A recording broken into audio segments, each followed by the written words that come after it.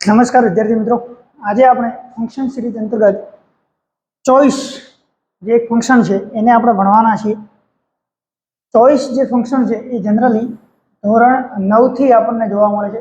9માં, 10માં, 11માં, 12માં દરેક ધોરણમાં પૂછાય છે. હવે આ જે ચોઈસ છે એ ચોઈસનો મતલબ શું થાય એ પહેલા સમજવો જરૂરી છે. તો ચોઈસ એટલે પસંદગી. ચોઈસ એટલે પસંદગી. ઓકે, આપણે કોઈ પણ વસ્તુની ચોઈસ કરવી એટલે કે પસંદગી કરવી. આને ચોઈસને આપણે એક બીજા નામે પણ ઓળખીએ છીએ, જેને આપણે કહેવાય પ્રેફરન્સ. બરાબર, પ્રેફરન્સ. તો પ્રેફરન્સ શું છે? તો કે પ્રેફરન્સ એટલે પણ પસંદગી કરવી. પરંતુ પ્રેફરન્સ જે શબ્દ છે એક થોડો અલગ અર્થ આપે છે. કેવી રીતે?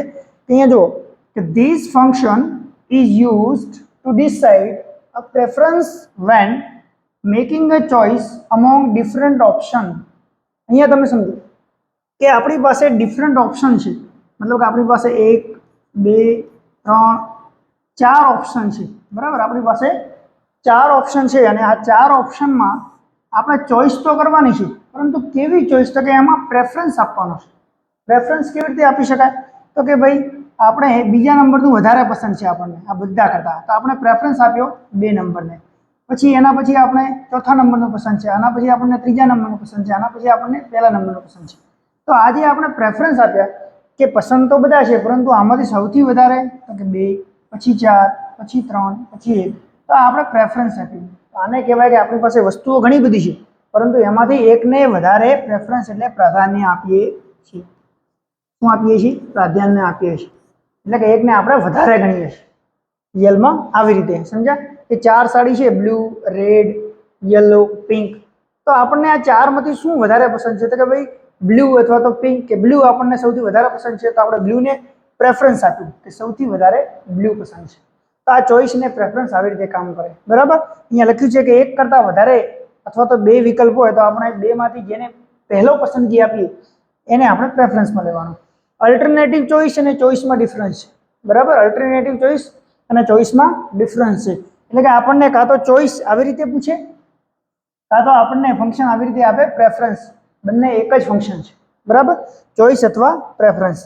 હવે આપણે આના કીવર્ડ્સ જોઈએ કે ભાઈ ચોઈસ અથવા પ્રેફરન્સ છે તો આના કીવર્ડ્સ શું હોઈ શકે?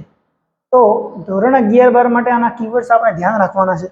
જો કે આના કીવર્ડ્સ એટલે કેવા શબ્દો છે જે આપણે વાક્યના અંદર જોઈ શકીએ, જેનાથી આપણે વાક્યને ઓળખી શકીએ.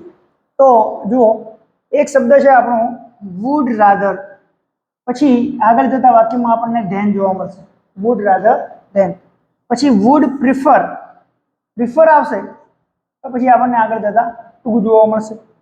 વુડ પ્રિફર ટુ, આ ટુ અલગ છે, પ્રિફરથી અલગ ટુ છે. અહીંયા વચ્ચે અમુક શબ્દો આવશે, પરંતુ જો ભેગું આવે વુડ પ્રિફર ટુ તો પછી આગળ આવશે રાધર ધેન. બરાબર, પછી વુડ રાધર, માત્ર વુડ રાધર આવી શકે. પછી either or and neither nor, અથવા તો માત્ર ઓર પણ આવી શકે. આ જે છે આઈધર ઓર નાઈધર નોર એ રિયલમાં અલ્ટરનેટિવ ચોઈસના છે.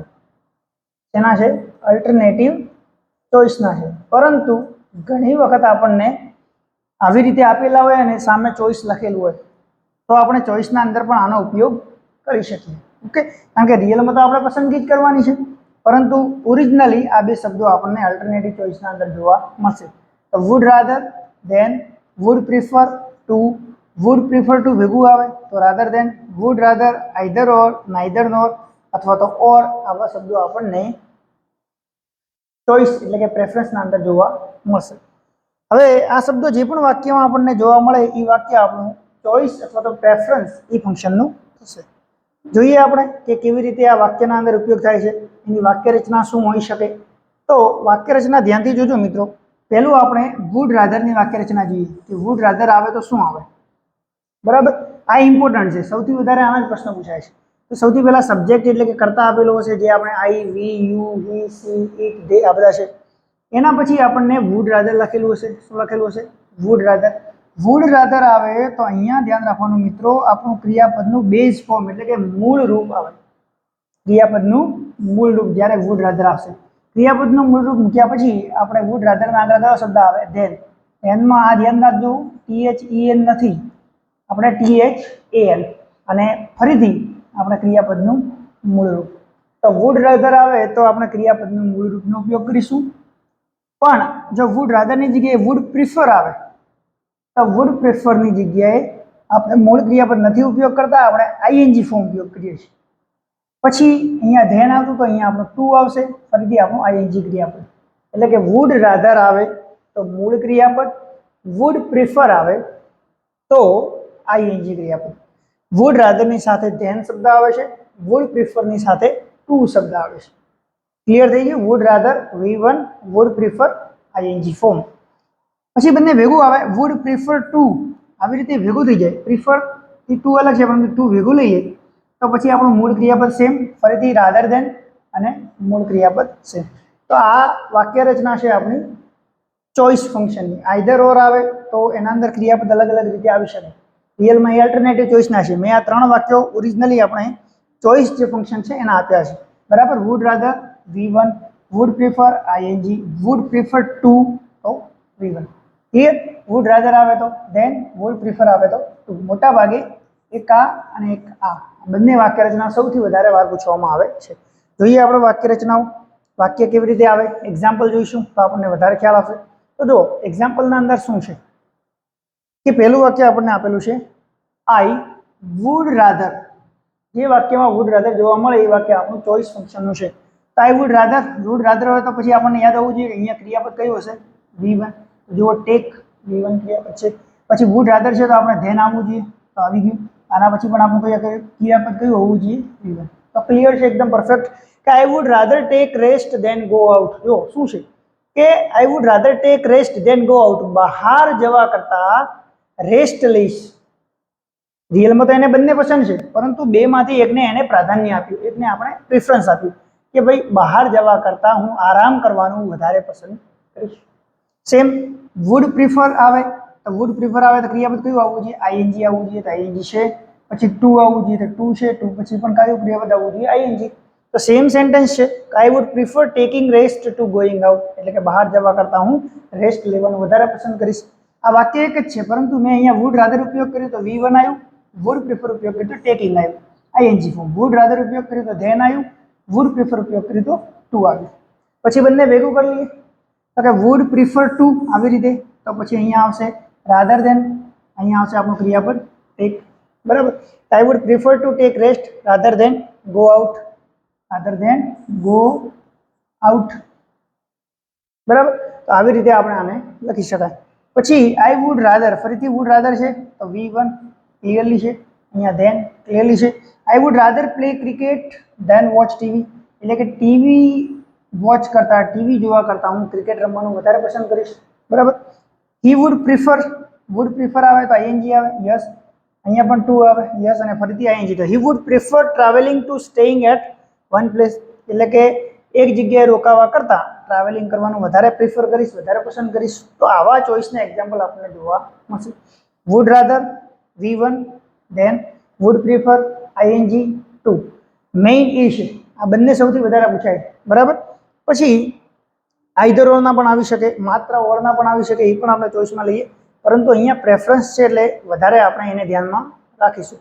પછી એક સિલેક્ટ મોસ્ટ એપ્રોપ્રિએટ રિસ્પોન્સ, એના અંદર આપણે જોઈ લઈએ. એ પ્રશ્ન આપણને શું કહે છે તો કે માહી એન્ડ ધ્વનિ અહીંયા વાત કરે છે. ઓ આઈ એમ વેરી ટાયર્ડ.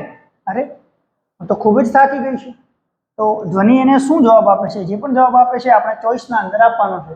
જ્યારે આ ચોઇસ ફંક્શન જોવા મળે એટલે આપણા અંદર વુડ રાધર, વુડ પ્રિફર આ બધા શબ્દો આપણને યાદ આવવા જોઈએ. જે પણ એબીસીડી ઓપ્શનમાં આ શબ્દો આપણને જોવા મળશે એનું કરેક્ટ સેન્ટેન્સ છે. You should take rest. Should છે અહીંયા, કોઈ શબ્દ અહીંયા વુડ રાધરનો નથી. યુ વુડ રાધર, યસ અહીંયા વુડ રાધર છે તો પછી અહીંયા V1 હોવું જોઈએ. ઓકે, અહીંયા ધ્યાન હોવું જોઈએ, અહીંયા પણ V1 હોવું જોઈએ. તો આ આપણને બંધબેસતું આવે છે, આપણે એને ધ્યાનમાં રાખીશું. You can not go out, can not અહીંયા આવતું નથી. યુ નીડ ટુ પણ આવતું નથી. એટલે આપણી પાસે હવે ઓનલી વન ઓપ્શન બચે છે, એ જ આપણો ઓપ્શન રાઈટ ઓપ્શન છે. જોઈએ શું લખ્યું છે? You would rather sleep than go out to the office. એટલે કે ઓફિસે જવા કરતા આરામ લેવો, ઊંઘ લેવી વધારે પસંદ કરે છે. એટલે કે ટાયર્ડ થઈ ગયું તો તારે ઓફિસે નથી જવું, ઓફિસે જવા કરતા તો શું કરે? આરામથી ઊંઘ કરે. તો આવી રીતે આપણે આ વાક્ય રચના બનાવી શકીએ. વુડ રાધર આવે, ફરીથી હું તમને યાદ કરાવું છું. વુડ રાધર આવે V1, મૂળભૂત ક્રિયાપદ, ધેન ફરીથી મૂળભૂત ક્રિયાપદ, વુડ પ્રિફર આવે તો આઈએનજી ક્રિયાપદ, ટુ ફરીથી આઈએનજી ક્રિયાપદ, બરાબર. વુડ પ્રિફર ટુ આવે તો પછી રાધર ધેન આવશે. ઘણી વખત ઓર પણ માત્ર પૂછાય છે, ઘણી વખત આઈધર ઓર પણ પૂછાય છે, નાઈધર નોર પણ પૂછાય છે. એ પણ આપણા ચોઈસના અંદર ઘણી વખત પૂછાઈ જાય છે. શક્યતા નથી પણ પૂછાય તો પછી, અને અહીંયા લખેલું આઈધર ઓર, બીજા કોઈ ઓપ્શન ના હોય, માત્ર ચોઈસ લખ્યું હોય તો પછી એ પણ આપણો સાચો જવાબ થશે. બાકી રિયલમાં આઈધર ઓર અને નાઈધર નોર આપણા અલ્ટરનેટિવ ચોઈસના ઓપ્શન છે. ઓકે, આઈ હોપ કે તમને આ જે ફંક્શન છે ચોઈસ, એના બીજા નામે જે ઓળખવામાં આવે છે પ્રેફરન્સ, એ તમને ખ્યાલ આવી ગયો હશે. નેક્સ્ટ વિડીયોમાં આપણે ફરીથી મળીશું એક એવા જ ફંક્શન સાથે. ત્યાં સુધી ધન્યવાદ.